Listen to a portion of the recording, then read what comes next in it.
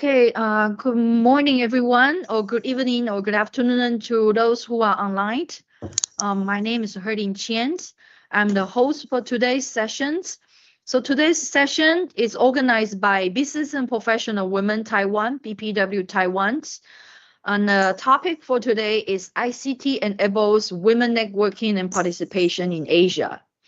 So for today's sessions, we will talk about how during the pandemic or widening rural and urban divides, there are some challenges for women, especially the elderly or mid-age, or even for the young women to connect and to participate. So we will think about or to showcase several best practice in Asia where women can begin to utilize information and communication technology, the ICT tool, to broaden women's networking capacity and to facilitate the participation either in the political life or public life or even private sectors. So today we will focus on how the assistance of the digital tools can enable female leadership and to provide more innovative way to the most needed populations. Today, we're very honored to have several distinguished guests from the renowned organization in Asia. So immediately, the first guest is our Dr. Yan Wen-peng. She's the Executive Director from the National Alliance of Taiwan Women's Association, NATWA. She will talk about the challenges and prospects of empowering women's political participation at a community level. Dr. Peng, can you say hi to everyone? Yes.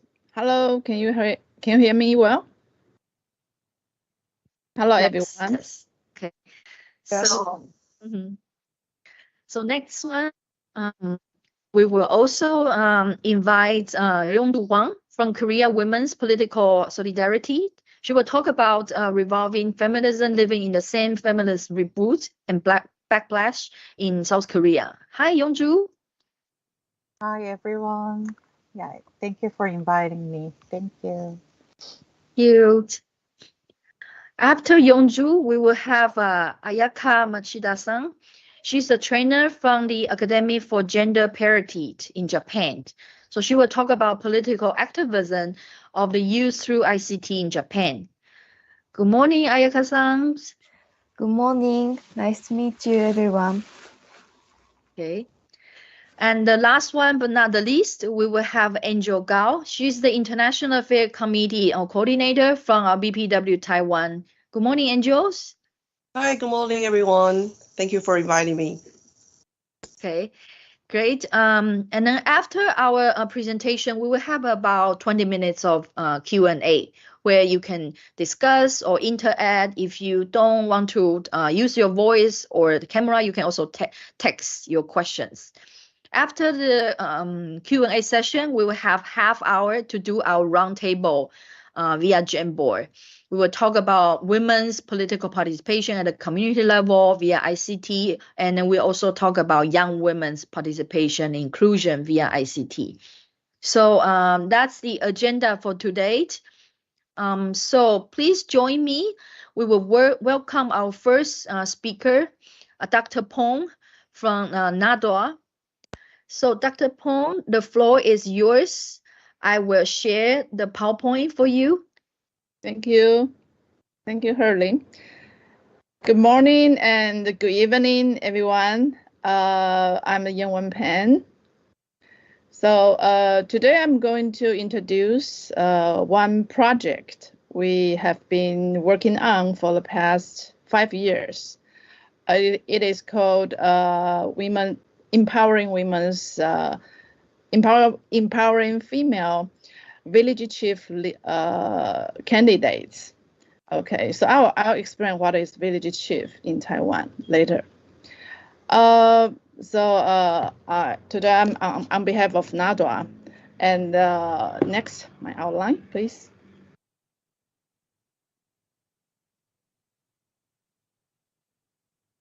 Pauline, can you move on to the next slide, please? Now it's the outline. Can you see? No, I only see my first slide. Really? Yeah, maybe you need to play the slide, play the PowerPoint. Can you see now? The outline? no, it's still on the first page. Oh, How really? others? Do you see the slide moving? How about others? Okay, now it's the outline. Okay. And now it disappear. The outline now? Now it disappear again. Disappear again?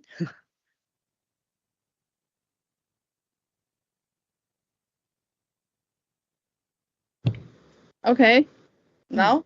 All right, so this is my outline. I'll briefly talk about the background and then the project itself and the results. And then finally, I'll provide some reflections. Next, please. Okay, so it's a brief introduction about our organization. It is established. It was established in 2001, and it's an umbrella organization of women's organizations. So we have more than 50 member groups now. And the main projects of NATWA include women's political empowerment, gender equality policy advocacy, and the empowerment and network building of women's NGOs. Next, please. And next. Okay, so what is village chief? Village chief, we call it 里长, is the lowest level elected political position in Taiwan. And that is the one closest to ordinary people's daily life. So you can just meet your 里长in your own community. And there's only one village chief for each village. And they will be granted $1,700 per month and other institutional resources. That is not a high salary, but it's good enough. And there are a total of 7,800 village chiefs in Taiwan, and women only have less than 14% in 2008 when we decided to launch the campaign. Okay, next, please. Next. Okay. So women's political participation has always been women always been underrepresented in politics, right? So as a feminist group, we believe that systematic bias requires systematic intervention. So in Taiwan, we are happy that we have this gender quota mechanism, which plays a crucial role in advancing women's nomination by political parties.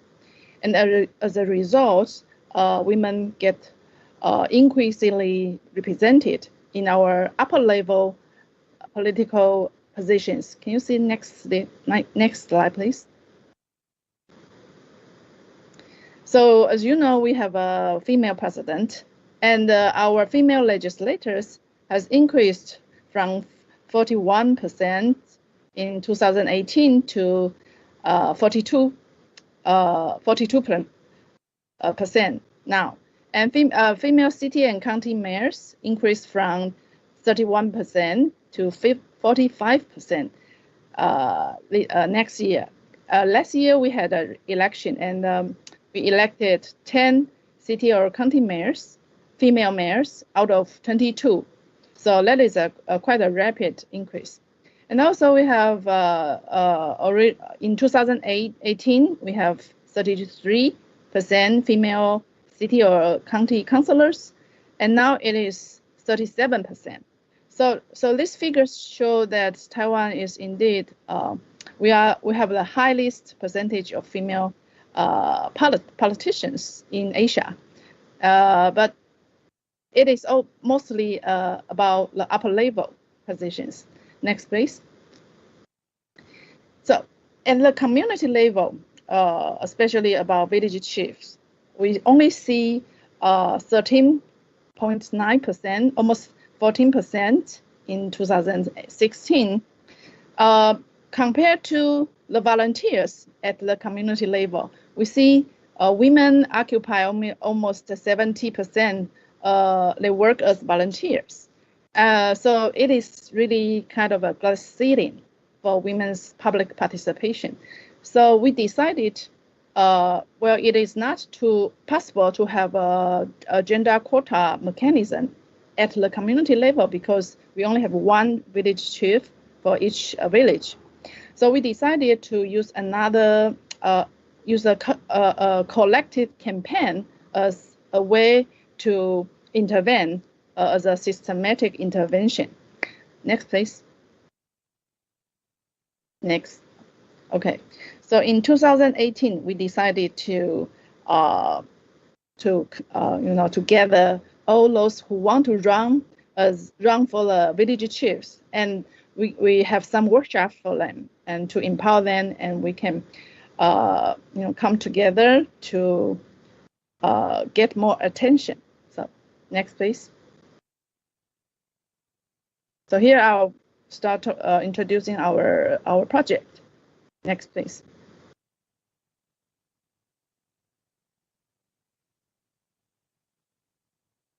Okay. So basically, we use workshops and we build networks online as our main strategy to empower these candidates. We had 5 workshops, primary workshops, in July and August 2018, and one final special training workshop in September, which the trainees all have registered as candidates at that time, and we held a press conference for them. And also, after each workshop, we will create and invite our trainees to join our networks. It's an instant messenger called Line, which is almost more than 95% people in Taiwan use it. So we use the Line messenger to continue interacting with our trainees, and they will also share information to each other, share their maybe platforms, share their strategies. So it is quite a vivid network during the election period. Next, please.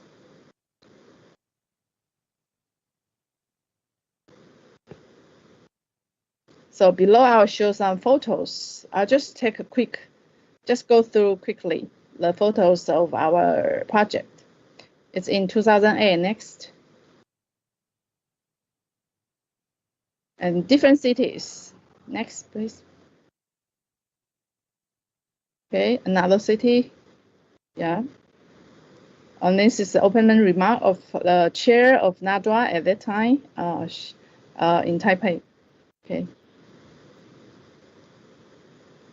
And we invited not only female Li-Zhang, but also good male Li-Zhang, good village chiefs as our lecturers during the workshops.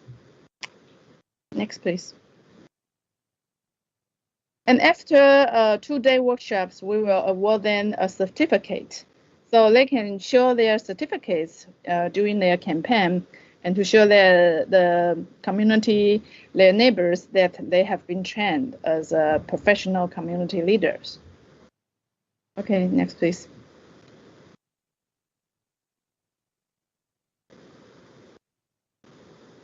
No, this is getting smaller, but not. Okay, so the trainees will also, they know each other during the workshops, so they will also continue interacting with each other after the workshops. Okay, this is the special training workshop. So these are all the candidates in 2008 and 18 for election. Next.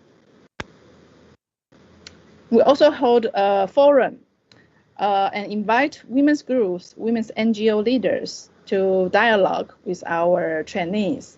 So we hope that they can also, encourage them and support them to be female community leaders.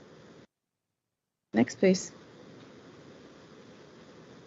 And this is also a battle flag event. Okay, next, please.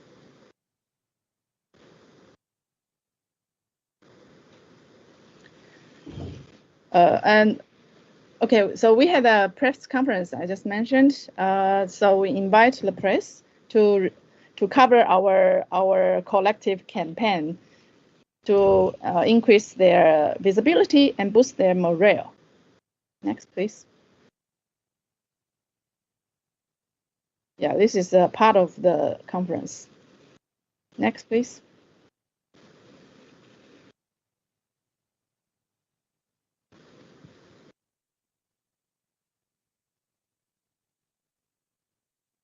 Moving. But this is a group photo, but it's not moving. I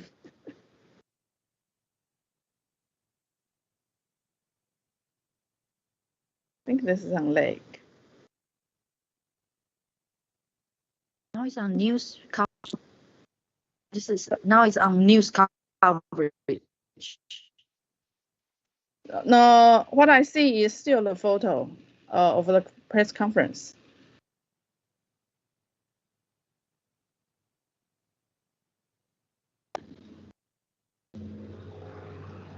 Whoa. So maybe, how about others? Jingwen, did you see the news slides? No, still on the same page for the training camp. 14% for the female leadership. Yeah. Okay, so maybe we can reload again. Sorry about the technical problem.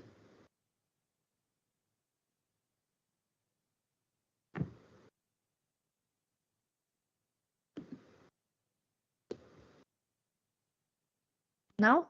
Yes? Now news? Can you see news now? No, not yet.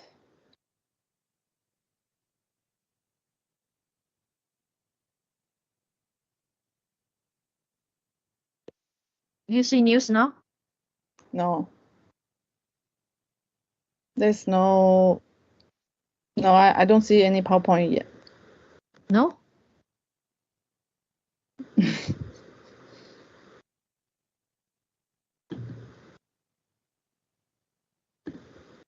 No? How about the others?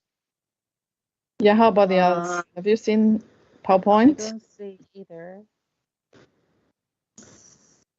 We don't see either. How about, can you see PowerPoint now? No. No.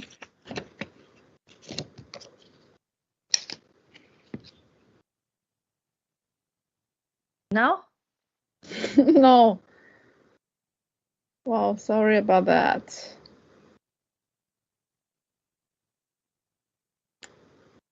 See my I share several times.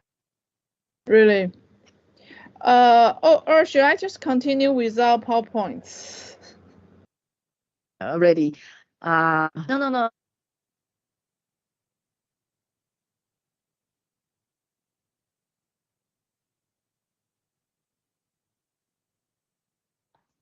Yeah.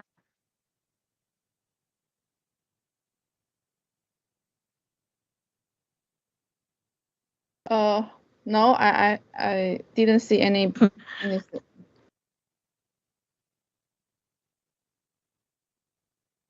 Colin.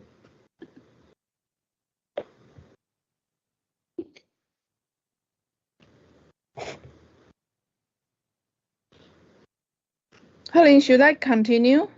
I'm sorry, but I'm afraid we don't have enough time. No, no, the PowerPoint is not showing. Can you? And your voice is kind of. I think Holly's internet connection is not good. Oh. Yeah, so I think so she cannot share the presentation. Okay, Helen, can you hear us? Okay. Maybe it's the internet connection in your side. It's not so stable.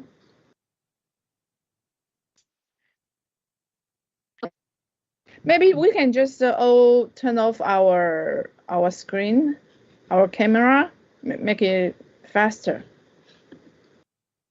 I mean, everyone else. Let's continue. Let's continue.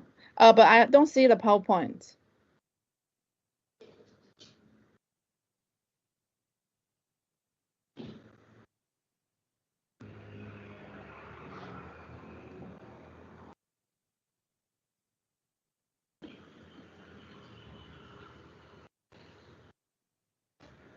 Pauline, are you still on?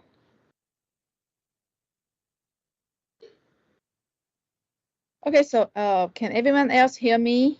Can you just continue? Pauline, I cannot hear you well. It's not stable.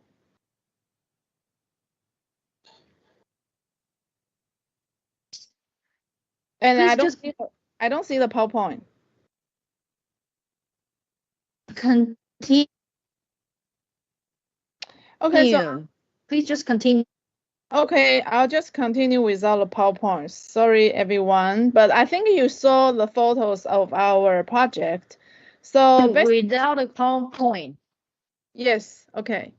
So after 2008, in 2008, we had 13 trainees who successfully got elected to be village chiefs. So out of about 40 candidates, so that is almost 1/3 of our trainees get elected. That is good news. So after that, from 2019 to 2022, I mean last year, we continue to hold campaign workshops, and we continue to interact with them online. We have line groups. Because of the COVID, we also held some virtual workshops that is related to today's main thing, ICT. Okay, so ICT does help us to make our workshop possible during the COVID pandemic. And then I'll just briefly talk about last year, because last year, another 4 years passed. Last year is another election year. So we had a series of workshops online or in person. And then finally, we are repeating the strategy we did in 2018. And finally, last year, we also got another 13, very coincidence, because the first round we got 13 elected, and last year we also got 13 trainees get elected as village chiefs. And also the village chiefs got elected in the first round in 1918.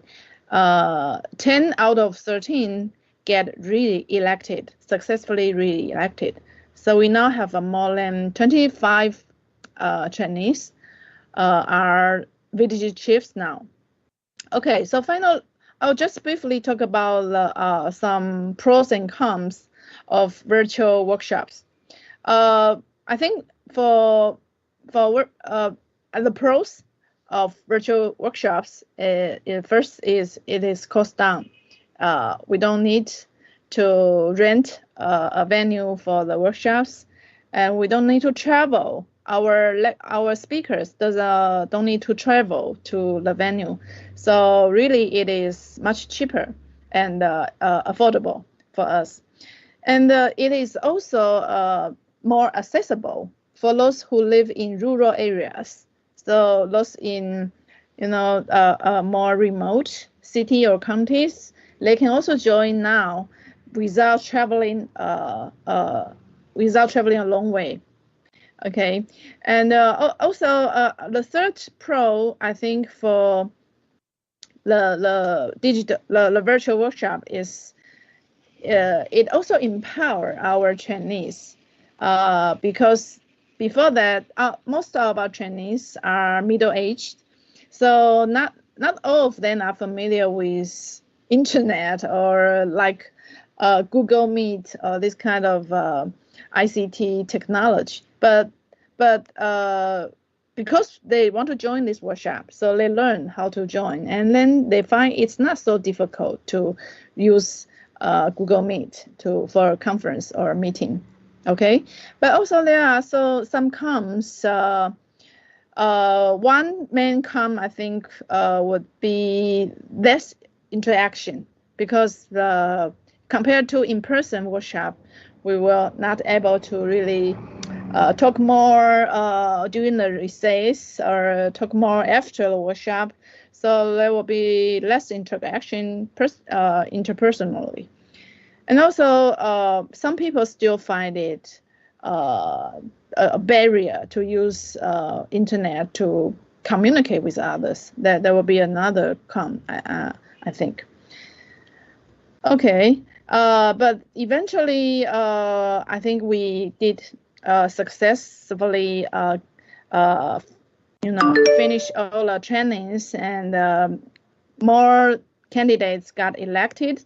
So finally, I will briefly reflect on the challenges and prospects of this project. I think the challenges include one is the conflict of ideologies between trainees and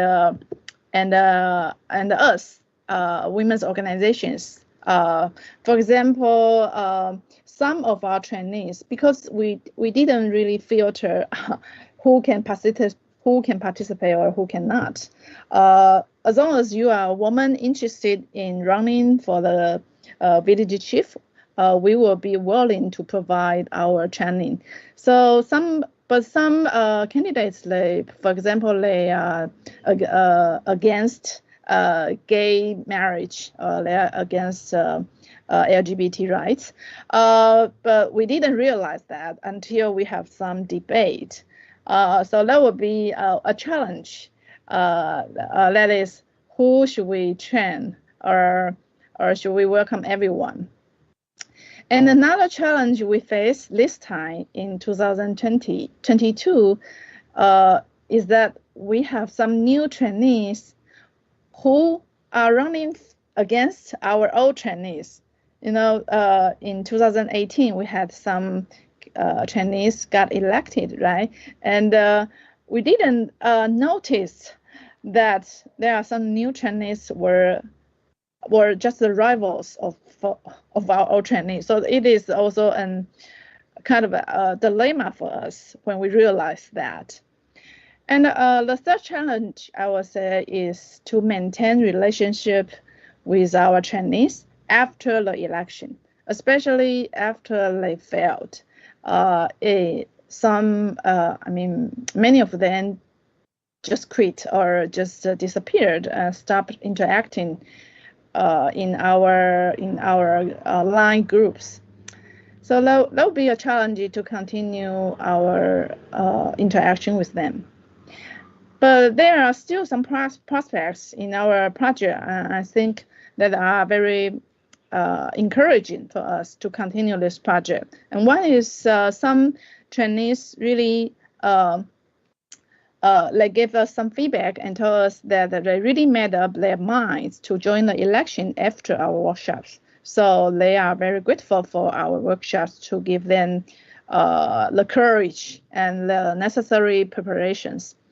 And also some candidates would also include our advice in their election platforms. So I think our ideas like gender equality, like domestic violence prevention, or workable environment, this kind of agendas can be included in their election platforms.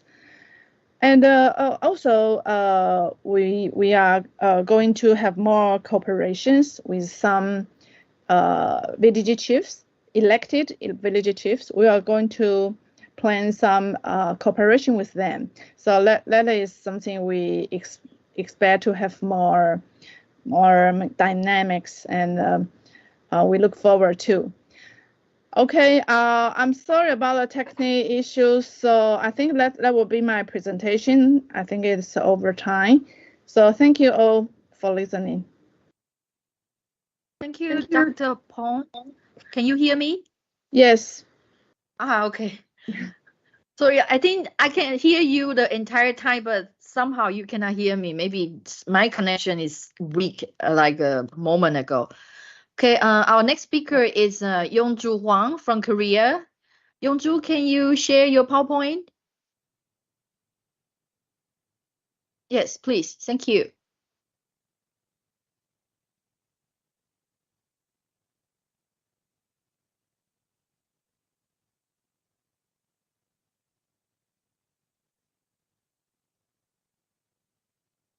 Okay, We do can you see your see my- PowerPoint now.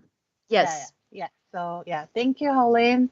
I'm Yeonju from Korea Women's Political Solidarity, and our group is doing various activism in order to enhance women's political representation and make the politics more gender sensitive. 15 minutes is a very short time to explain the complex Korea politics and feminist movement dynamics, but I hope it will help you to understand the opportunities and challenges which Korean feminist movements face. So from now on, I will begin. Yoon Suk-yeol, the candidate of the Conservative Party, People Power Party, won the presidential election on March 9th, 2022. It was a year ago, and he is now a president of Korea. During the election campaign, he posted on his Facebook as follows: to abolish the Ministry of Gender Equality and Family. This is his Facebook post at the time. He mentioned it without any grounds or explanation. After, when he was asked why he posted the message, he claimed that structural gender discrimination doesn't exist anymore. This showed that anti-feminism backlash had an influence on his campaign pledge. This was chosen as an election strategy in order to gather male voters in their 20s who have strong bias against feminism. It does not simply mean that the politics adoption of anti-feminist strategy is temporary. It means that Korean politics approve of anti-feminism, and in other words, discrimination, hate, and marginalization now has political legitimacy, which is a sign of regression of democracy. They do not see women as an equal human being or equal voter to men. Backlash to feminism in politics dated back to 2018. In 2018, a public opinion poll showed that the approval rate of President Moon Jae-in here was 29.4% among young men in their 20s, while young women in their 20s approval rate was 63.5%. So Korean politics actively responded to this approval rate number. Politicians from the opposition party, the Conservative Party, adopted eradication of radical feminists as their creed and declared that they would be renewed as a party for youth. Here, the youth is meant to be male youth, not including young women. They tried to gain young men's support who don't like Moon Jae-in government by blaming feminism, like saying Moon Jae-in government only cares for feminism and women, which is not true. And the government abandoned young men. So the opposition, the Conservative Party, erased the political context of women's demand for safety or women's movement and situated women's demand equal to men's need for control over women. That is never considering structural systemic barriers. They replaced gender inequality with gender conflict. The term gender conflict seems like there is no structural discrimination anymore, and the equality is already achieved, but women are whining for more power and benefits. It made people think that feminism is a problem, and men and women should get along well, and please do not fight each other, like something. But in Moon Jae-in government and the ruling party responded not much differently. What you see on the screen is the official document from government, a Presidential Commission on Policy Planning. The title of this document is that Analysis of Cause of Approval Rate Decline of Men in Their 20s and Counterplan. Commission examined that the reason why President Moon's approval rate is low is due to young women who have formed a selfish collective bloc armed with such values as feminism and individualism. And also the document mentioned that here, like I will translate it into English. The approval rate of young men right after the Moon Jae-in inauguration was about 87%, but after the demonstration at Haewa Station, it sharply declined. The demonstration at Haewa Station was to protest unjust, biased investigation on spy cam.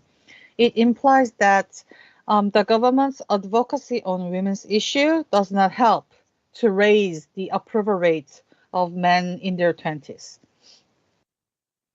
And in 2021, Lee Jun-seok here, he won the leadership election for the opposition People Power Party and became the youngest party leader in history at the age of 36. He made anti-feminist agenda such as abolition of gender quotas and intra-party women department. And he defined the demands of women as behind the times, and he argued that there is only slogan, but there is no content in women's movement, depreciating women's movement. Also, he framed women's policy as beneficial policy for women and insisted that women policy should be abolished, claiming justice based on meritocracy. Through this, he led the younger generation to join the party and got support from them and became the leader. And he applied these things to election strategy and succeeded in drawing high support from men in their 20s in the 2021 by-election and 2022 presidential election. He also adopted totally groundless claim from online community and made it social controversy. For example, in an incel community, there was an argument that in an advertisement of private enterprise, there is this kind of image of finger here, as you see on the screen, which is a symbol of radical feminist groups, they argued. It could be one of the bullshits on online community, but Lee Jun-seok shared these arguments to his Facebook. And the argument grew bigger and bigger, and people complained to ministries and public institutions which use this kind of finger image on promotion material. And the ministries apologized that they would be more cautious not to include this kind of image. Like this, he spreaded the thought that gender conflict and feminism is problematic and approved online incel community bullshit in a political way. And in the 2022 presidential election, the party leader Lee Jun-seok and the candidate Yoon Suk-yeol were not the only ones who adopted the anti-feminism strategy. Lee Jae-myung, as you see, a candidate from the ruling party, also visited an online community website, and which has a strong anti-feminism sentiment, and wrote a proof message that he cared for the community users. In that post, the reply that has the most likes is saying to abolish the Ministry of Gender Equality and Family. Will you do that? that was the reply that have the most likes from the users. And he also shared another online community post on his Facebook, which argued that if candidate Lee stopped feminism, which he never did, then they would support him. Like this, he did not give up anti-feminism strategy until the last moment. So far, I briefly introduced Korean major parties' anti-feminism move from 2018 to 2022. This goes against what feminists have made. So since 2015, Korea has seen a new wave of feminism. A culture critic, Son Hee-jung, named this wave Feminism Reboot. Reboot is originally a Hollywood term that refers to when a film resets the continuity of an established film series while it throws out in favor of a new status. So the expression feminism reboot is to explain the new phase of Korean feminism that began in 2015, and especially based on online. The critic Son Hee-jung saw the 2015 I am a feminist hashtag activism on Twitter as the beginning of the feminism reboot. In February 2015, a famous male pop columnist wrote in a magazine, as you see here, that ignorant feminism is more dangerous than IS, the Islamic State, claiming that today's feminism is something weird, strange, and feminists attack men and thinking that they can draw down men from their place and women can take the place. And it shows that the ignorant one is not feminism, but him. However, many people are ignorant of what current feminist movements are arguing and what feminists are doing actually. It also shows that the term feminism itself is quite distorted in reality. So furious women demanded an apology from him and shifted their fury and resistance into a movement that showed their feminist identities. This hashtag activism was to proudly declare themselves as feminists and removing the negative connotation. And in May 2016, at a toilet near Gangnam Station in downtown, a woman was murdered. The victim was the sixth person who used the toilet. The perpetrator did not attack 5 men who used the toilet earlier, but attacked the sixth, who is a woman. The crime intentionally targeted a woman, but police and male groups defined it as a random murder, deleting the gender context. Women were outraged because of this and mourned the victim's death online and offline. Women, especially young women, realized that they can be murdered at any time by anyone.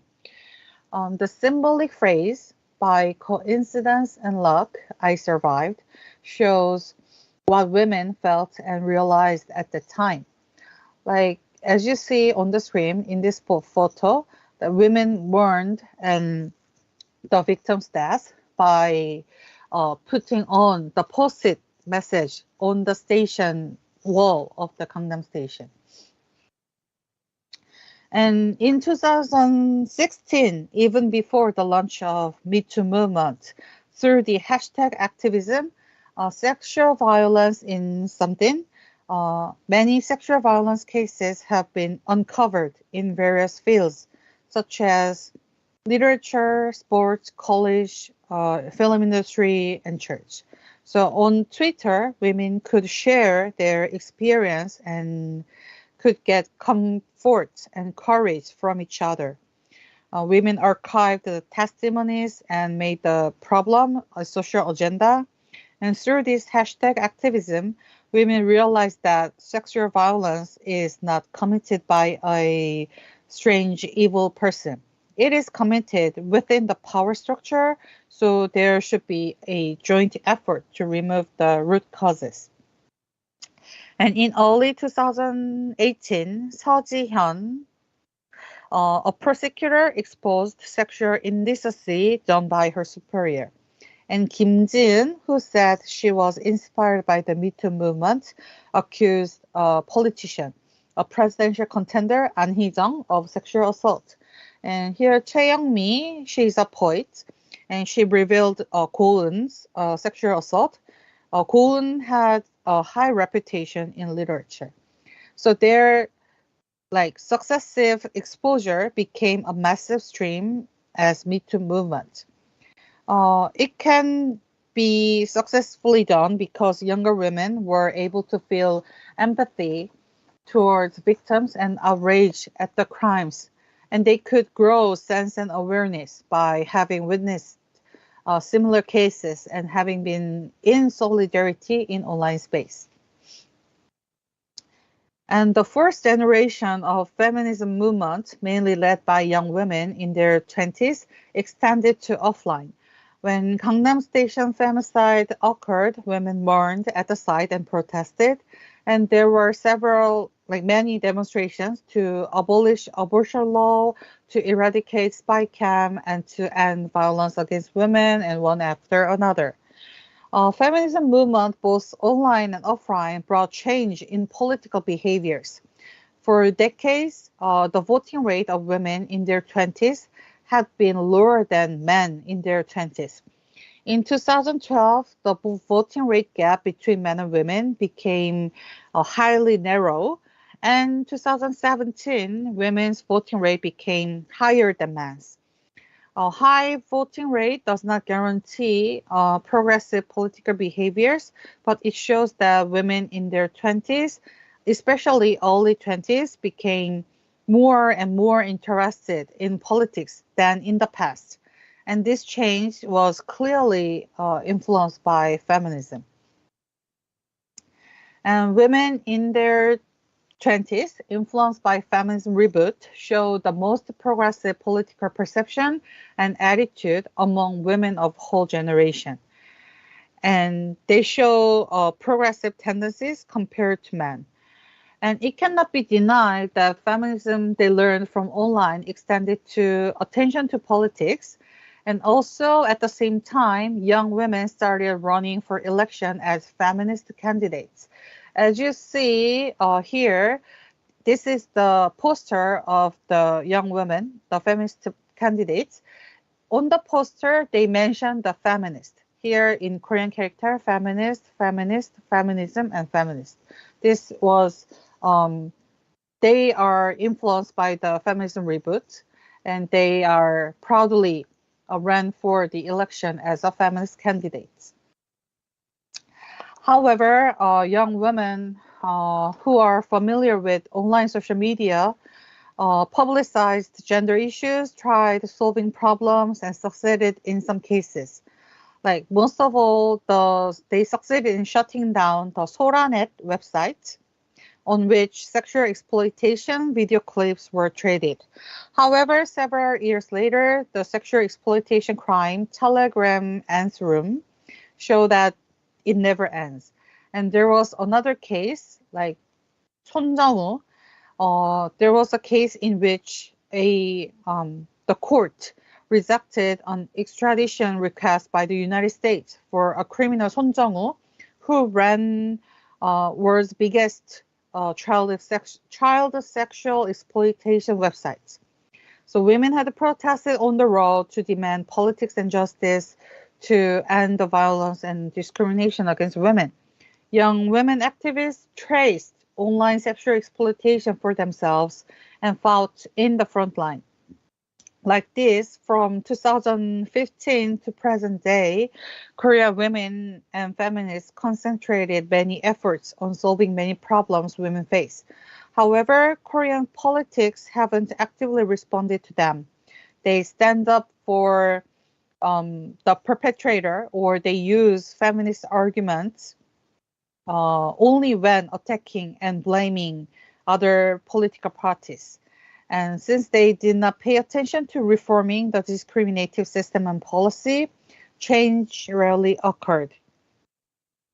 and women became worn out, exhausted, and what is worse, unexpected COVID pandemic suffocated women. Meanwhile, anti-feminism became more and more active, and men became the group who politics only cared for. The fact that anti-feminism is easily approved by politics shows how discriminative Korean politics and society is. Although the politics took the anti-feminism strategy, and it was a very tough time, but feminists never stopped. We are moving forward in solidarity. There was a women's march last Saturday at the open square. It has been 3 years since the last women's march. Due to the COVID pandemic, we could not gather together like in massive form. Tens of thousands of women from all over country gathered and shout out for gender equality. Feminists who never give up are the hope and opportunities in the times of backlash. So this is end of my presentation, and thanks for listening. And if you have any question, please feel free to ask in the Q&A session. Thank you. Thank you very much, Yongju Hwang from Korea Women's Political Solidarity.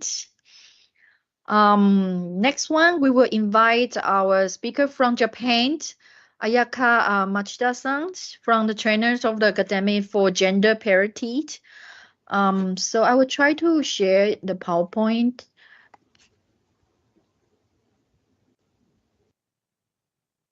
Can you see your slide now? Oh, yes. Okay, please, the floor is yours. Today, I am here to talk about young people's social activism using ICT in Japan. Next page.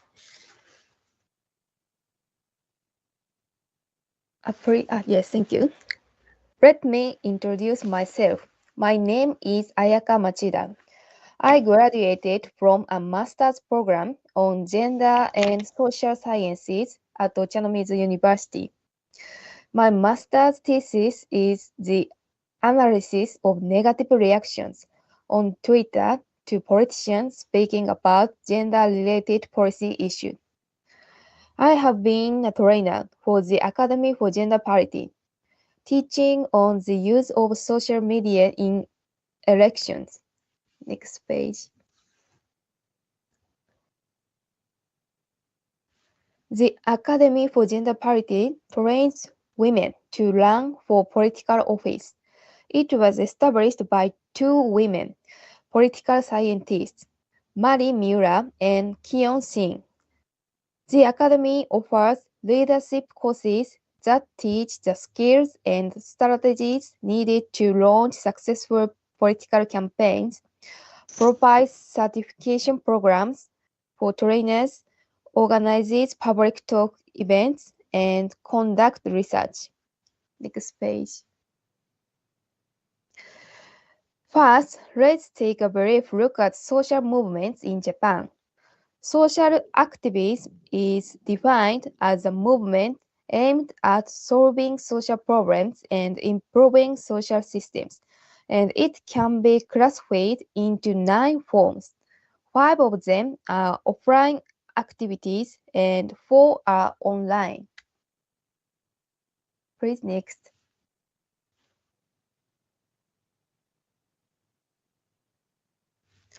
These are 5 types of offline social activism.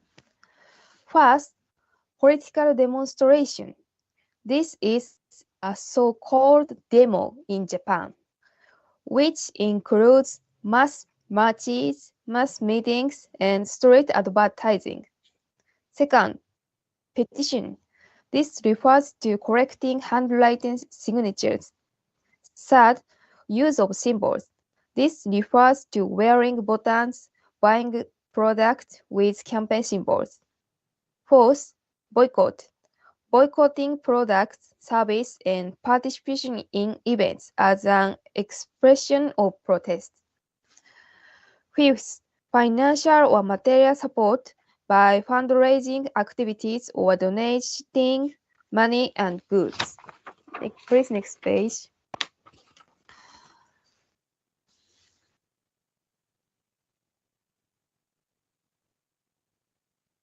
Please, next page.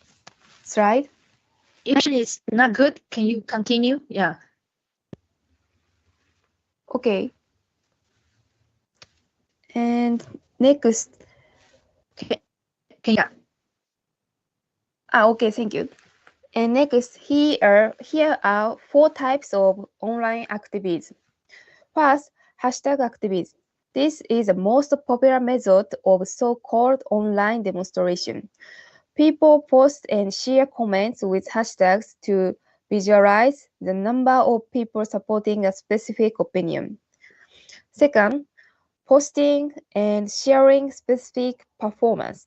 This type of activism became popular by the ALS Ice Bucket Challenge a few years ago. Third, crowdfunding, raising funds on the internet. And fourth, online petition, collecting signatures on online petition site. Please, next page.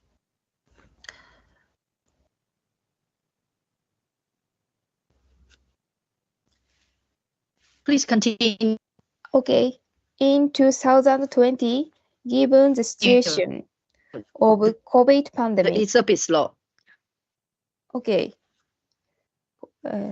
In 2020, given the situation of COVID pandemic, making offline political movements such as street demonstrations difficult, the online social movement expanded dramatically instead.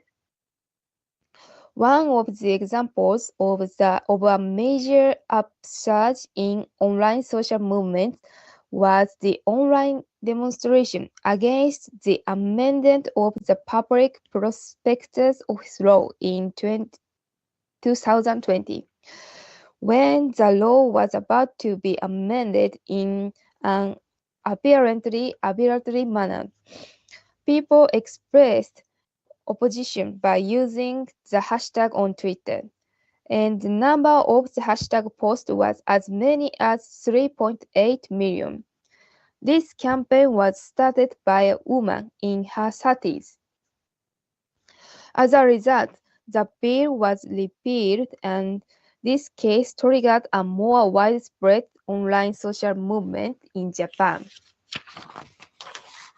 Next. These are some of the online social movement I was involved in. In 2013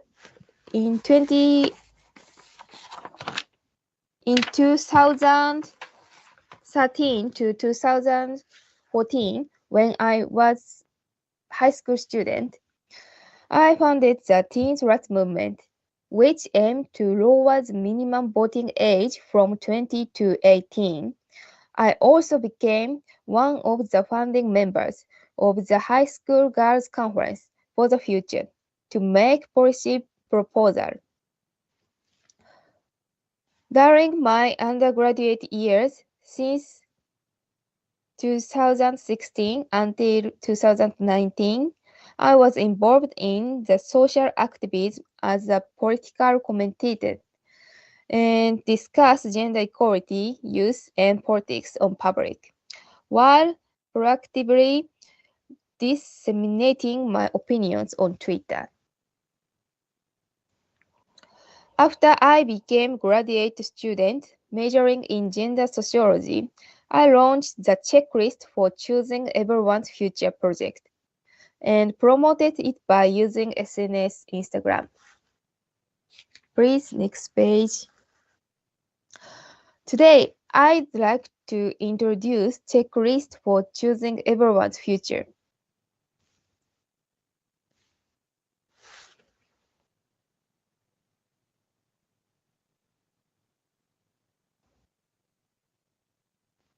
Can you hear?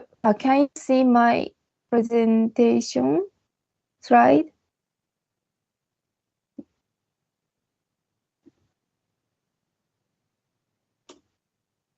Can you see now? Can you see now? No, Okay. That's okay. Please continue. I'll try. okay. Okay. Yeah. And thank you.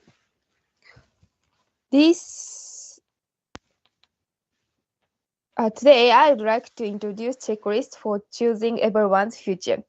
Please check English page from the QR code. Please next page. The checklist for choosing everyone's future was project to send open questionnaires to major political parties at the time of the election and publish the answers on the website as well as social media such as Twitter and Instagram. The purpose of this project was to visualize issues that had not been covered in newspaper and TV reports and to use this checklist as a reference for voting and to increase voter turnout. Next page. The group was funded by 15 people, including musicians, activists working on environment, security, and gender, etc. At the time of Japan's general election on 2021, we launched an awareness campaign, 67 questions for our future, and sent an open questionnaire to each political party and published their answers. 2022 upper house election, we created 43 questions under 20 categories and sent the question to each political party. Please next page. We asked each party to answer yes or no to each question, accept a few questions, and provide a supplementary explanation of the party's policy and specific initiatives. Please next page.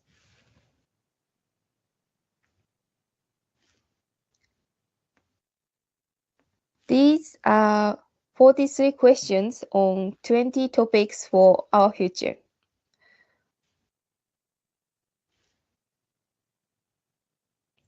Let's check some specific questions. Yes, this is a question on 20 topics for our future. And the order of topics is not an indication of importance. They are all important issues. Let's check some specific questions. Please next page. This question is about sexual minorities. Do you support legalizing same-sex marriage? The answer of the ruling party LDP was no, while the answers of the opposition party CDP and JCP were yes.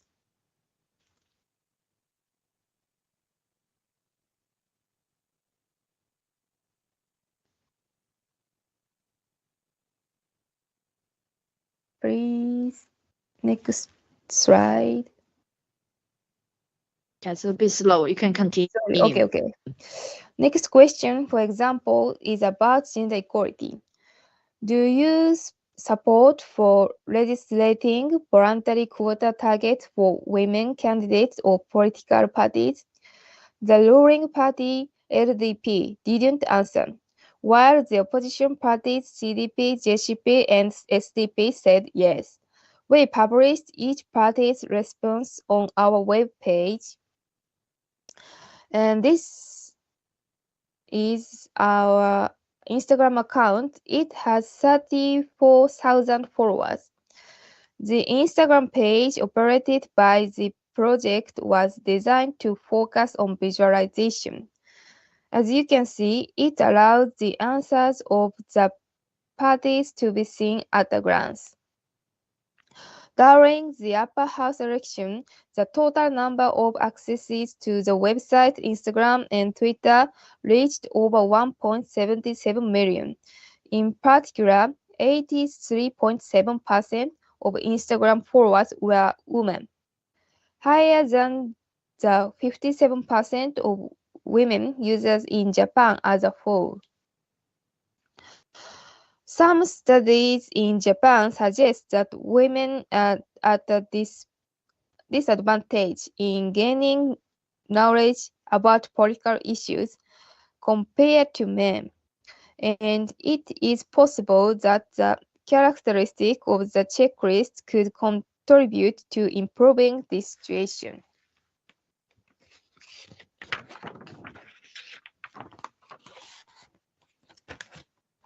Next, page 19. There are three factors that contributed to the positive response: the creative design of the answer list, the wide range of issues covered by the questionnaire, and the well-designed question to make each party's stance clear. The use of tick cross format for the responses and creative design that allowed each party's stance to be seen at a glance facilitated its spread on Instagram. Next page. By covering a wide range of topics, the questionnaire enabled everyone to find issues of their own interest, leading them to feel more connected to politics. Questions were designed to help readers gain a better understanding of the issue, even if the topic was unfamiliar to them. These encouraged readers to have their own opinions on the issue and motivated them to disseminate their opinions, thereby facilitating the spread on the checklist on Twitter. 21 page. In Japan, young people's social activism using ICT have been actively carried out. For example, Stand by Women provides a safe and secure place to speak out about harassment. 50's project supports women in their 20s and 30s, including trans women, non-binary, ex-gender, etc., running for local council. Japan needs contraception science petitions to increase contraceptive options. They campaign on Twitter and Instagram about the issue. Thank you so much for your kind attention. This is all. Thank you very much for the interesting perspective from Japan. So the next one, but not the least, please join me and welcome Angel Gao from International Affairs Committee at BPW Taiwan. Angel, can you share your screen?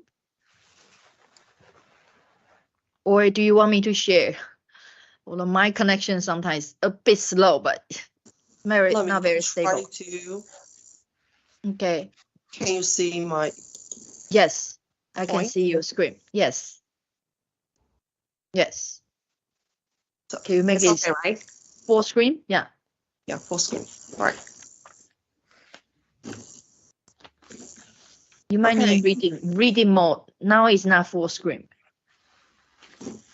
No. How about this one? 下面那个阅读模式，左边全萤幕的左边那个才会是全萤幕。Okay, that's okay. Yeah, you can share. For this one.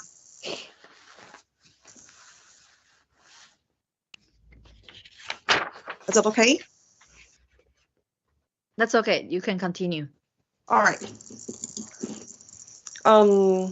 It's great to. I'm so glad to invite me to give this speech on behalf of BPW Taiwan as International Affairs Committee Coordinator. In Taiwan, there's a lot of charities, and however, BBW Taiwan is focused on fundraising, donation, and women leadership training so far. We have 13 branches in all Taiwan districts. And this year is our 8th year for establishing BPW Taiwan.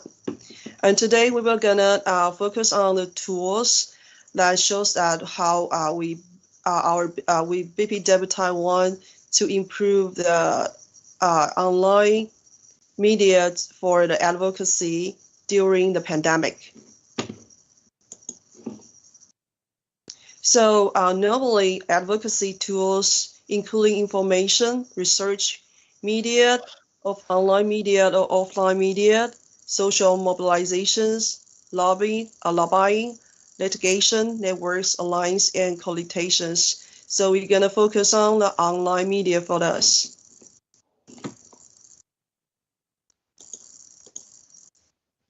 I will introduce the Facebook that almost people are familiar with. However, because as I mentioned, our organizations normally use the offline activities, so we just improve our activism tools to use online media. So Facebook is our main social media to advocate our some knowledges or activities. So we use the spin-off pages. Sometimes we will issue a single issues or cause to attract a more audience, because we think it's more effective to create unique pages dedicated to some specific campaign or initiative. And because as we know, people on Facebook are more likely to connect with organizations if they can see a single issue or cause that resonates with them. And we also use the promoted posts.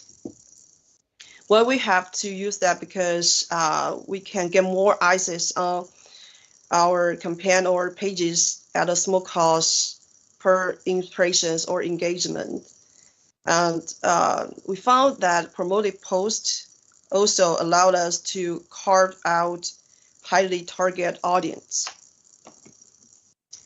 And for the video, it's very easy to get used, so we can evaluate our campaign by hosting live streams, which can incredibly popular way to engage people in the moment.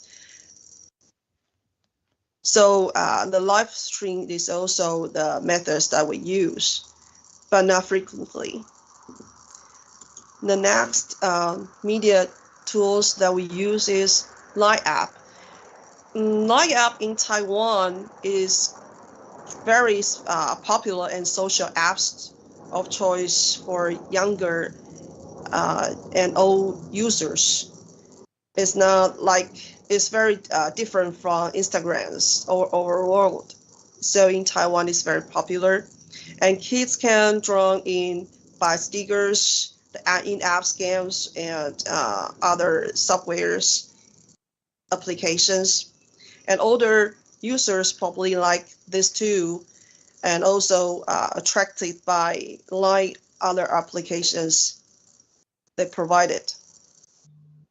In Taiwan, it's very special because Line text is also a good handshake or a written contract to many people. It is also used by government and elected officials to communicate with their constituents and each other. So for the usage for offline, it also can double news aggregators and media stream service, providing users with access to daily articles. So we list why we use the Line. Hold on. So in Line apps, we use their service stickers, sharing and creating and voice video call in-app games like paying and texting that I mentioned. Here is the BPW Taiwan Facebook front page. And you can see it demonstrates our activities and posts from the Facebook page that can directly to target our audience or any audience are interested in our groups. So like our posts, this is the event that we cooperate with other foundations on February 11th this year. It's for celebrating International Days. So for our audience, they can see what we have done. Like so, we can write the specific content in our post, and we provide the video and photos, and then we will get some praise emotions from the readers. And probably some readers, we will leave the message for the feedback to us.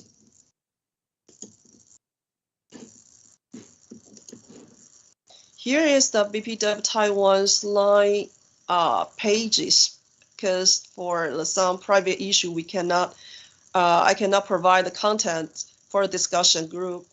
For these three discussion group, it's very convenient for us to communicate with each other instead of offline by calling or visiting to each other. It can save a lot of time and have the things done efficiently. For the first one, it's the groups to our headquarters, and our president can issue some projects or issue some meeting records or any feedbacks from any activities. She will give us some suggestions so we can read from this group. And the second group is for the separate subgroups to announce the specific activities for us to control the procedures or process to get the time in. And the last one is the chatting groups is for all the BPW sisters in Taiwan to communicate each other besides business, and we can get more familiar with each other. So in Taiwan, if we participate in several organizations, we probably would have a lot of like the small groups in our cell phone facilities. So we could read the message all the time, and we probably spend around 20 to 30 minutes to read the messages from line. So in my conclusion, it's we should harnessing the power of social media, and we get some suggestion for using online social media to all of you in harnessing the power of the social media.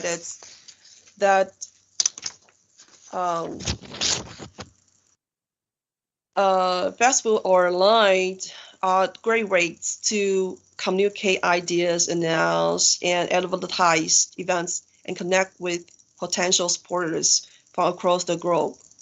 So when we use correctly, it can amplify our message and help us to reach distant current and potential supporters. But when used incorrectly, it could be a source of irritations and frustrations. So social media can help us connect with groups doing similar work in our community or across the country, and also help increase awareness of our issue and bring a spotlight to the work of all groups involved. Public and government officials could also use social media to get their messages and ideas out, or make it a great way to connect with them as well. So the tips for the suggestion for the online social media is we need to first we need to focus, keep it sweet, short, and to the point. Be clear and articulate about the issue and what we think needs to be done about it. A second one is great attention. Stand out among the abundance of media messages with memorable ask, and consider including photo or video or graphs to attract more people and get more views, likes, and shares, because not really a lot of people like to read the words only. And the second one is amplify. To make sure our ask is heard by engaging our supporters and key partners groups and asking them to help spread the word. Hashtags is also a big help for this too, but right now we don't use the hashtags, but we are trying to put more message on hashtags also. And the last one is post often. If we want our account to look alive, it is important to update it regularly. This will keep viewers engaged and keep us account relevant. But we have to be careful not to spam our followers, because they will give us some negative feedbacks on our message box. So, and also the last one, last suggestions, we have to try to post at least once daily. So here are my sharing for our groups, for our organizations on online media for advocacy. Thank you for your attention. Thank you very much, Angel. Well, so now we have here from our 4 speakers. We will move right into our Q&A session along with our Jamboard discussion. Can you all please access into our Jamboard, and I will broadcast our Jamboard as well. And if you are watching YouTube, please use your cell phone to scan the QR code on the Jamboard. You can also join our discussions. And then already I see there is one question from the message bar. The question is from Katie Franklin. So Katie asks, are there any reports or pushback there where online goes offline in the life of women running politics or advocating for feminist rights?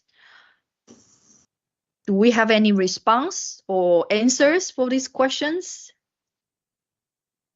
Are there any reports or pushback where online goes offline?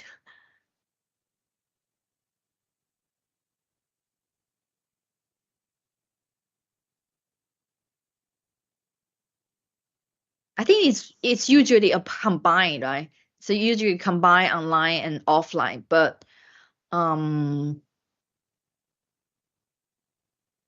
Kelly, do you want to elaborate a little bit? Why do you want to ask these questions?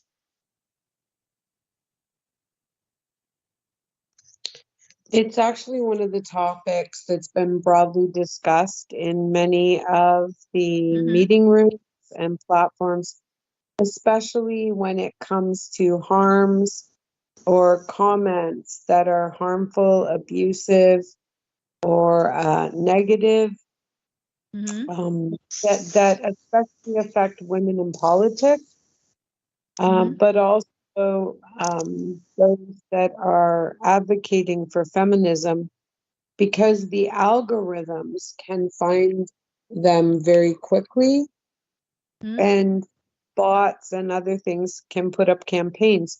But when it goes into that's online. But when it goes offline, It means somebody's followed, being stalked. There's calls and hang-ups on their family phone. There's threats with their job. Like, it becomes personal. Okay, so women feel more comfortable engaging online rather than offline? What it is that what happens is when the online threats become offline, and it becomes harassment and stalking or threats, and it actually pushes women out of the feminist issue, or, you know, even comments from other people. You were talking about the party and how they were targeting 20-year-old men to push back the feminist movement. Then that in turn would affect how those 20-year-old men would be commenting with other women. Right. I don't know whether Taiwan, Japan, or Korea, do you have any similar experience when women feel more comfortable engaging online, but offline they will be physically attacked or stalking? Do you have these stories from Korea, Japan, or Korea? Yeah.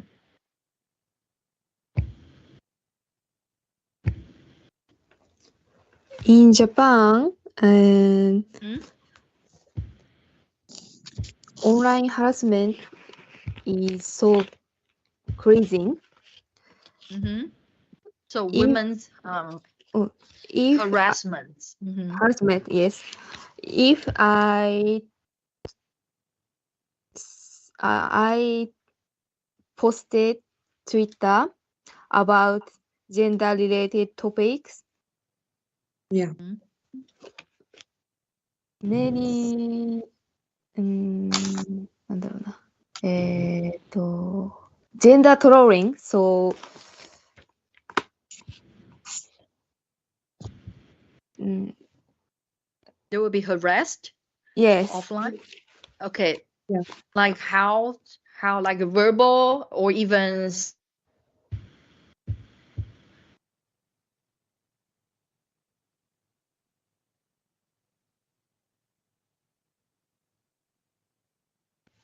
how about in Taiwan? Dr. Pong, when you promote the village head campaign, are there any negative feedback? Can you turn on your microphone?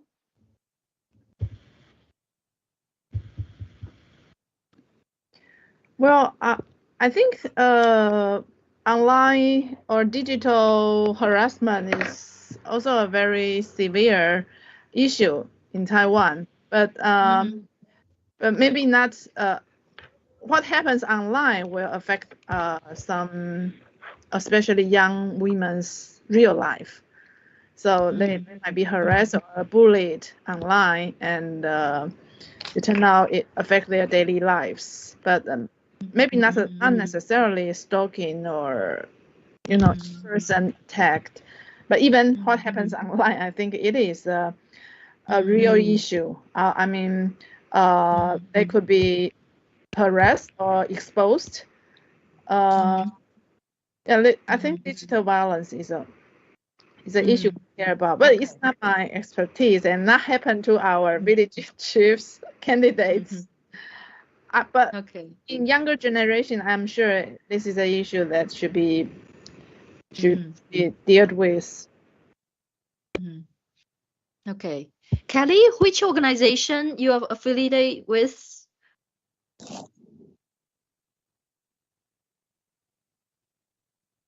I'm actually with Business and Professional Women International as a task force chairperson in anti-human trafficking, sexual exploitation, and cyber crime, cyber trafficking, and cyber crime. Yes. And also with Business and Professional Women Canada as their vice president of communication. So talking to women around the globe, we're seeing that when we do step out, the harassment starts just as little comments. but it can escalate and it can affect a woman's ability to, people that are hiring are now checking our social media. So it could even affect a woman's ability to get a job in the future. Wow. But at the most severe case, followed because someone would like to silence them politically. Okay. We have 11 participants today. Do we have any questions from the other participants? And I just wanted to say thank you. It was very informative. I'm just going to come off screen and listen. Okay. Jamboard discussion. Do we have any questions? If nothing, if no one else, I do have question for others. Sure, please go ahead. So I'm curious about the Korea feminist candidates who show that they are feminists. Do they get elected? And are they affiliated to specific political party or different parties? They all have feminists candidates. Okay, that's the first question. And second question is to the Japan case. I'm curious if the political parties care to respond to your campaign. Do they all fill the surveys or the questionnaire? Because in Taiwan, sometimes we do have this kind of, appeal or questionnaire, or statements, but some parties do not care. Yeah. So I'm curious, how do you urge them to respond to you? Thank you.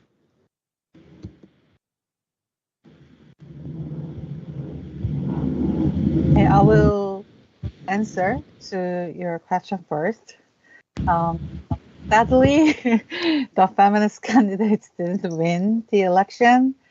And the feminist candidates I showed on the screen earlier, they are not in the major parties. Like I mentioned, the presidential candidates, like Lee Jae-myung and Yoon Suk-yeol, they are from the major party groups, but the feminist candidates, they are from the minor, the small parties. And yeah, and their the voting rate they got is very small, like at most 3%. Yeah, so it is. Yeah, I think it is very small percentage, and we have more challenge to make them elected. So I think it is started. Yeah, it is the beginning point, but I hope more and more feminist candidates run for the election and finally get the seats in the National Assembly. Okay, thank you. So they are from small but different parties? Yeah, different party, like from Green Party and yeah. Yeah, got it. Yes. Okay, so okay.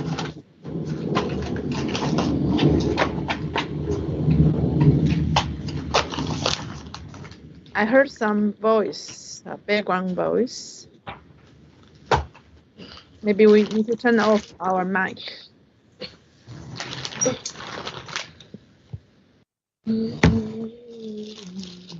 Ayaka-san, do you want to respond? Okay.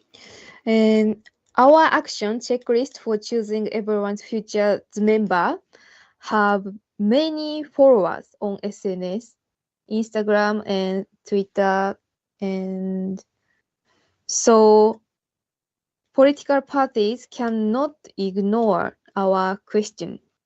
And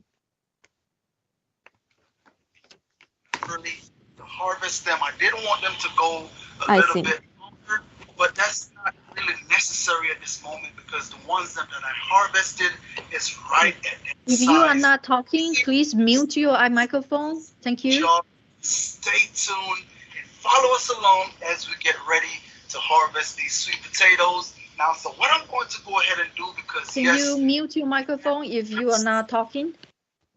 Drip system on these.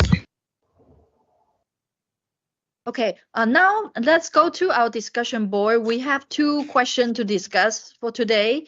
Please access to our Jamboard. The first question is women's political participation at a community level via ICT. And then we have opportunity or challenges. Although we have discussed, we have heard from our speaker, but can we do some kind of summarize as what kind of opportunity or what kind of challenges? Please feel free to post your opinion. Can you try to post something? I think the opportunity is that we can take action at a low cost. Okay, at the local, okay.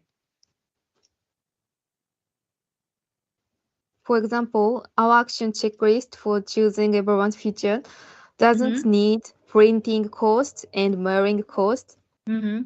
Okay, so cost down. Yes. We can cost down. We have lower entrance of barriers. Any other ideas?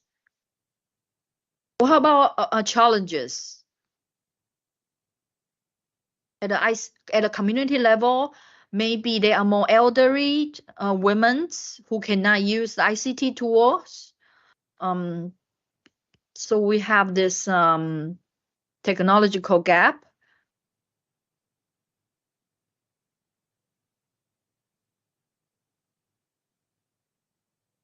Digital gap, yes. Party conflict. Well, who posed party conflict? Can you elaborate a little bit more? Is it you, Angel? Can you turn on the microphone? Okay. Yeah, it's party conflict because I can share one of my experiences for my personal post on the Facebook. Because I am in the natural parties, but most of my friends have different opinions on specific political parties. So when I post the natural words or just the feelings and on some society issues, they will just leave the message for negative ways. And the negative message could bring a lot of other strangers to leave the message on my board. And my close friends will tell me what happened to my Facebook pages. So I will afraid. Well, a lot of time I will be a fear of that. So I have to turn it off for my page for my post. So it's not really fair for me to give my sharing on the Facebook pages. So that's I think party conflict is most common issues on political participation on the social media. Right. I think that is an issue. I don't know what about the others. What do you think? Like, is it an issue in Japan or Korea when you post something that is very political or you have a strong political stand? Do you feel that you cannot talk about it? You cannot post this on Facebook? You can only post something that is very neutral, like what you eat or who do you go out with. But if it's something very sensitive, like political issue or, yeah.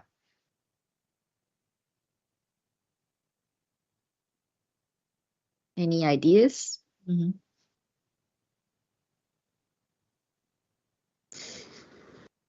If there's no ideas, I see fake.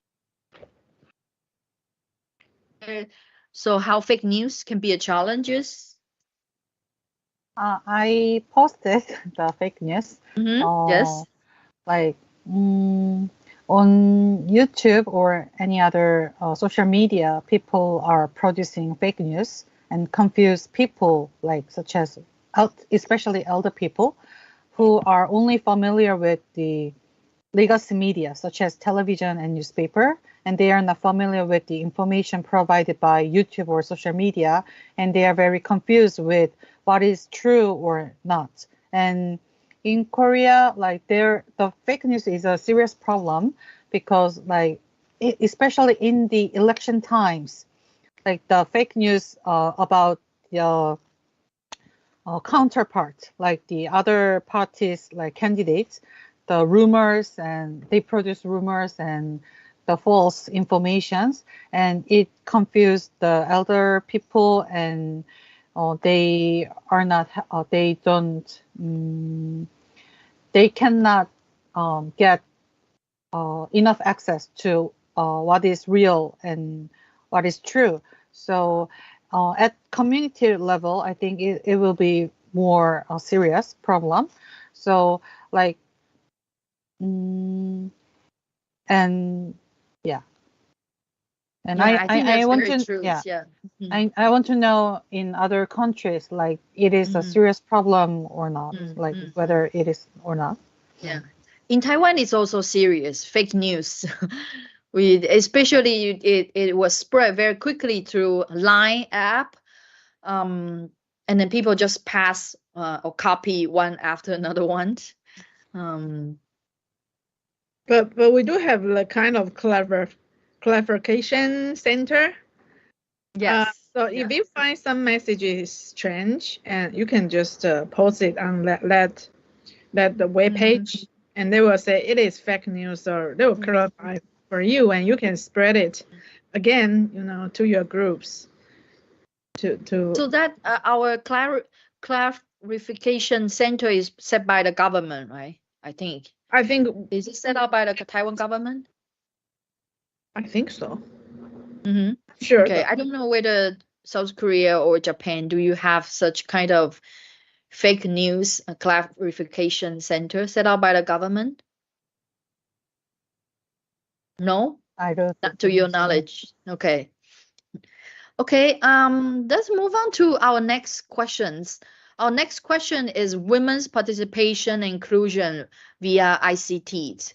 Well, for this panel, we have especially Ayaka. Ayaka, you have founded this women's groups at your young age, and you start this movement since you were in high school, right? What kind of opportunity or thought that triggered you to start women's movement at this young age? Or an ICT tool, how can ICT tool help you?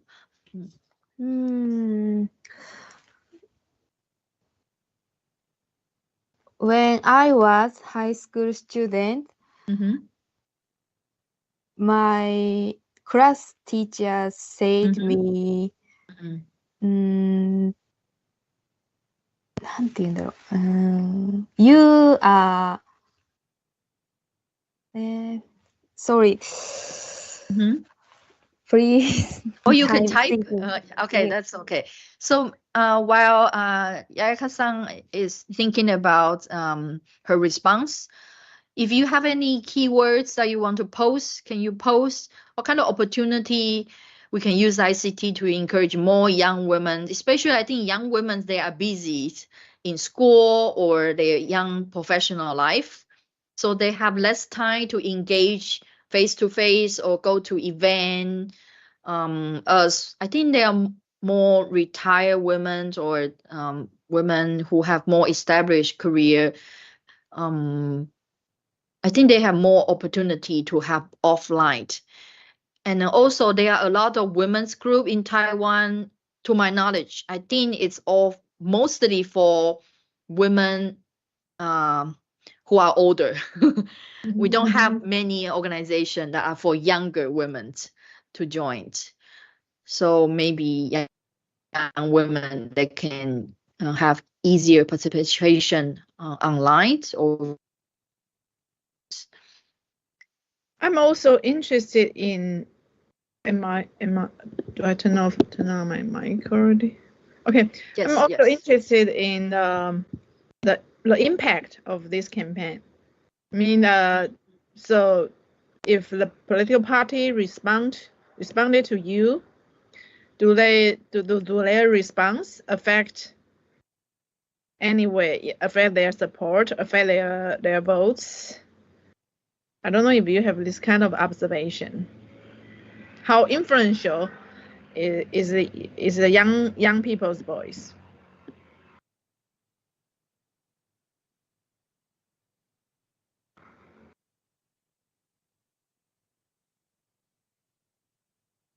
I don't know if we pose too much question to Ayaka-san. Yeah, I think she's preparing. Yeah.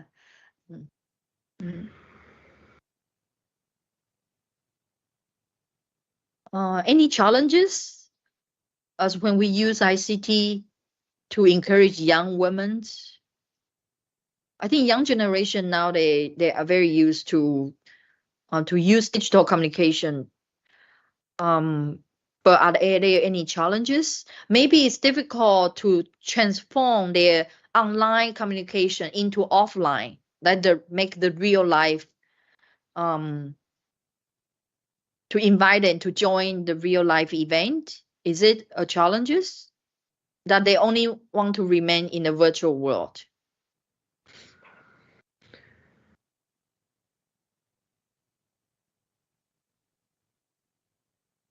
I'm not sure about it.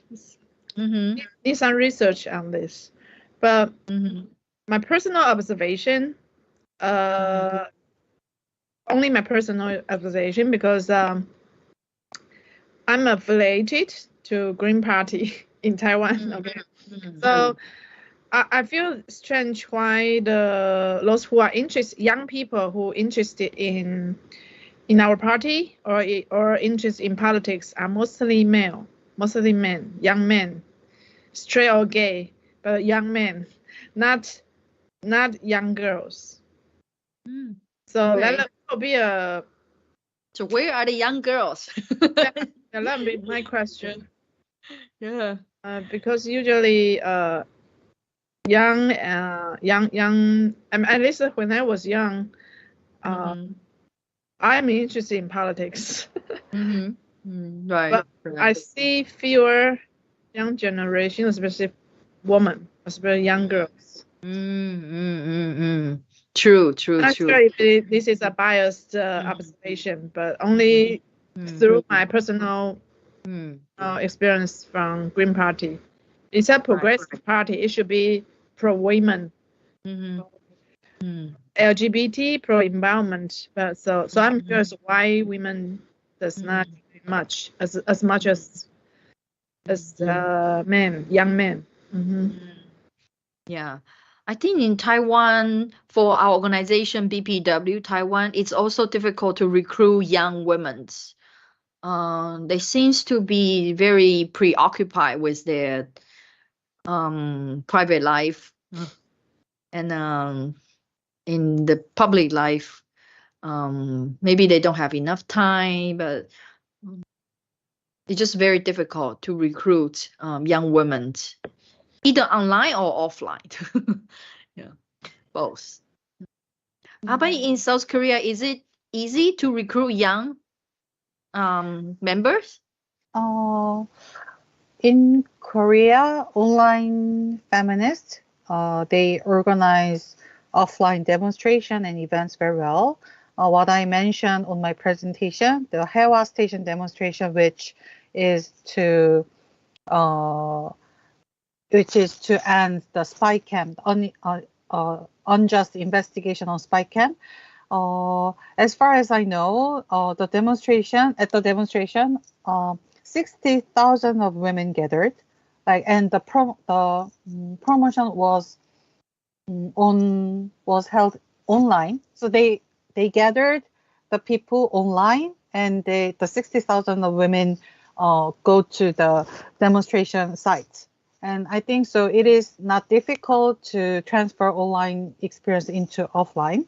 But I think the challenge is the agenda is limited to gender-based violence.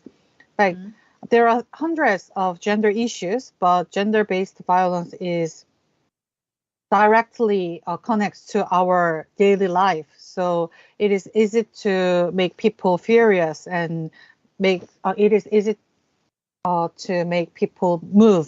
So in online, I think the there should be more dynamic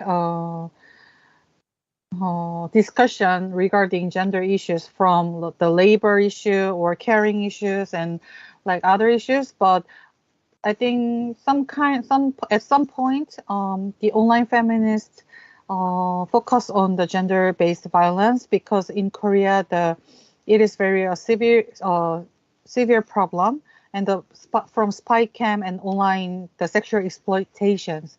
So I understand that, but to solve the problem, the agenda and the discourse should be more like in broader way. But yeah, so I think it's quite limited to gender-based violence sector. Yeah. Okay. Well, at this South Korea, do you have the gender-based issues that can bring more than thousands of women on the street? But I think in Taiwan, Dr. Peng, did you see like thousands of women in Taiwan? We go on the street. In my memory, I don't recall any major. Yes. Okay. We do have that kind of march back in 20 years ago. I mean, 20 years ago. Okay. Yeah, I remember when the kidnap and murder Ai Xiaoyan. Okay. We have that kind this was the murder of a little girl. Yeah. Kidnapped and killed. She's a daughter of a celebrity. And so that is shocking news. So without internet, we still marched. Many people, people, but not limited to young generation. Oh, okay. Yeah, but for now, I mean, in recent years, women's movement do not have that kind of mobility to mobilize millions of people to march. On the other hand, I think LGBT activism do have that kind of mobility. Right. In Taiwan. So young people are joining that kind Ayaka-san, are you ready? Sure. Can you turn on the microphone, Ayaka-san? Sorry. And when I was in high school student, I ran for student body president, but the teacher replied me, women should not be leaders. Okay. Your teacher is a male teacher? Male teacher, or yes. Female? Male teacher, okay. Male teacher, yes. I met a woman of my generation on Facebook who had a similar experience. Thanks to ICT, I was able to build relationships and create a group of women. Wow, so that's your real story. That through ICT, you help to gather more women who think alike or face the same difficulty, challenges. So you are able to group together. How many members you have, like similar women who join in your groups? How many members? When I was high school student, my group has 20 girls high school student.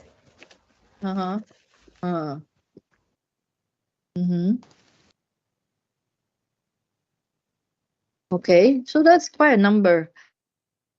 Dr. Peng, your microphone is mute. No, my question about the influence of this campaign, this checklist campaign, do you think it is very influential to affect the political parties' support?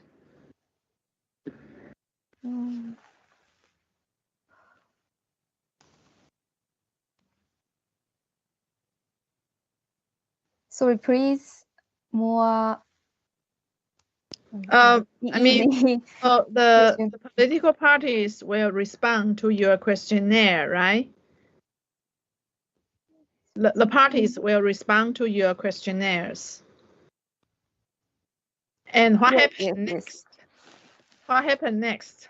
Well, they do something. Yeah. Some question. Sorry, please. Please give me a time. Okay, I see another interesting comment. Censorship. Censorship is a challenge. Censorship. Is this a legal censorship? You talk about who posts this? Is from our group or maybe from the online YouTube groups? I posted. Okay. Yeah. Yes. As I said in my presentation, many women participated in hashtag activism and learned many issues from social media. And so they followed women's groups accounts and shared the information. But there was a case in 2015, as I remember, a voice actor followed women's group account on Twitter, and the incel community users complained that she followed the feminist group's accounts and she needs to quit in the project, the voice actors, like the project. So like being a feminist or following feminist groups, it can be like being censorship, like the if the woman is like a celebrity or has a reputation in public, so it is easy to be targeted by men and the anti-feminist. So that was what I meant. Yeah, the censorship. Okay. Right. Yeah, especially online where people are very easy to be targeted with. Yeah. Okay. Ayaka-san, do you want to respond? Yes. Okay. And our checklist asked question about sex crimes. 6 months later, the law actually changed. Our activities may have influenced public opinion. And changed the law. Yes. Okay. So that's interesting. Maybe Dr. Pong can look into this case with more detail later. Yeah. We have 2 minutes left. Angel, do you want to say something?